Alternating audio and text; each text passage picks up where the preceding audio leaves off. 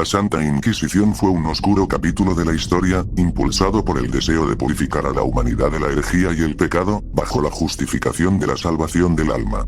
Creada por la Iglesia Católica en el siglo XIII, persiguió a quienes desafiaban la doctrina oficial, empleando métodos de tortura y ejecución para arrancar confesiones de brujería, herejía o crímenes religiosos. Durante siglos, miles de personas, principalmente mujeres, fueron brutalmente sometidas a juicios injustos, en los que la verdad se forjaba a base de sufrimiento.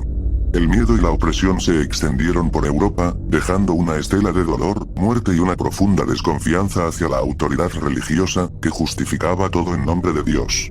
La Santa Inquisición tuvo lugar principalmente entre los siglos XIII y XIX, aunque su influencia perduró en diversos momentos y regiones durante este largo periodo.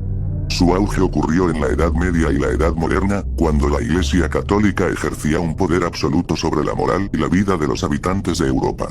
En cuanto a las torturas, la Inquisición es tristemente famosa por las horribles técnicas que utilizaba para obtener confesiones de herejía.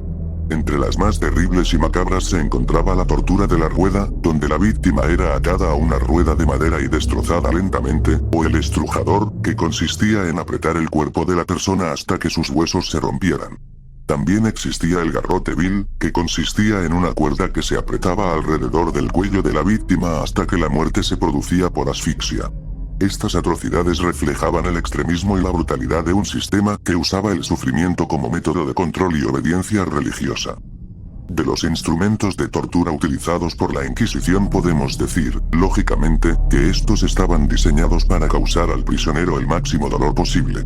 Y, para tal fin, los mismos inquisidores solían intercambiar fórmulas o técnicas de tormento. Algunos papas como Pío V, 1566-72, incluso enriquecieron este aspecto de la Inquisición, inventando ellos mismos algunos instrumentos de tortura. Y, por increíble que esto parezca, durante las sesiones de tortura los instrumentos también eran rociados con agua bendita. Vamos a ver unos cuantos de estos instrumentos. La Dama de Hierro. La historia de los instrumentos de tortura registra muchos artefactos que funcionaban bajo el principio de un contenedor de forma humana y equipado por dentro con clavos que se encajaban en el cuerpo de la víctima al cerrar las puertas. El modelo más famoso ha sido la llamada Dama de Hierro de Nuremberg. Los clavos penetraban en diferentes zonas del cuerpo, aunque no lo suficiente para matar inmediatamente a la víctima, a quien se dejaba así durante horas. La jaula colgante. En la jaula colgante se encerraba a la víctima desnuda, la cual perecía por hambre y sed. Usualmente, las víctimas en las jaulas habían sido torturadas y mutiladas, y sus putrefactos cadáveres se dejaban allí hasta que se cayeran los huesos a pedazos. El macabro espectáculo se instalaba en lugares públicos a la vista de todos para que sirviera de advertencia. Los cuervos y otras aves carroñeras también participaban de la fiesta.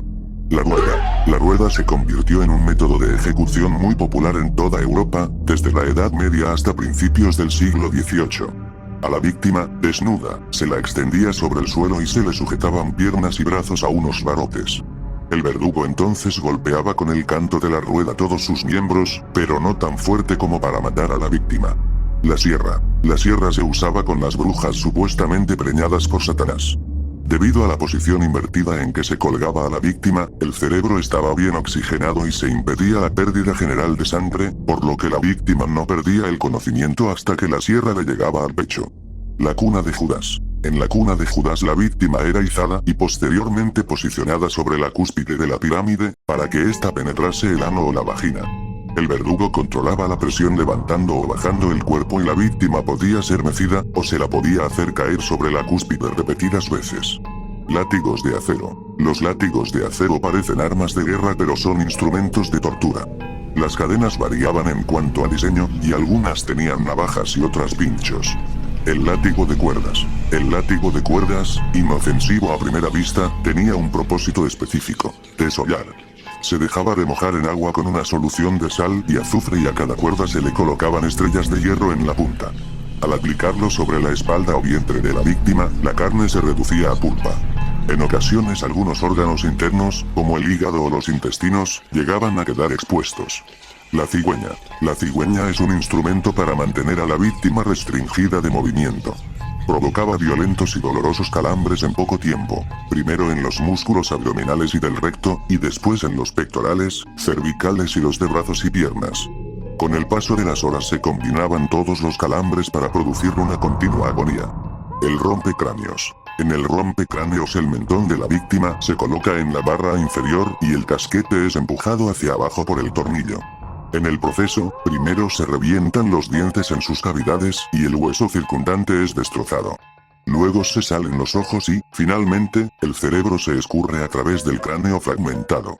El barril. El barril se imponía a aquellos a quienes se deseaba exponer al escarnio público.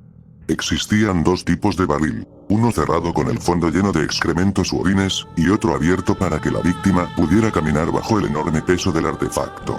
El tenedor del hereje. El tenedor del hereje consistía en 4 pinchos, que eran clavados bajo la barbilla y en el hueso del esternón. Impedía a la cabeza realizar cualquier movimiento. El reo apenas podía murmurar con voz prácticamente inaudible.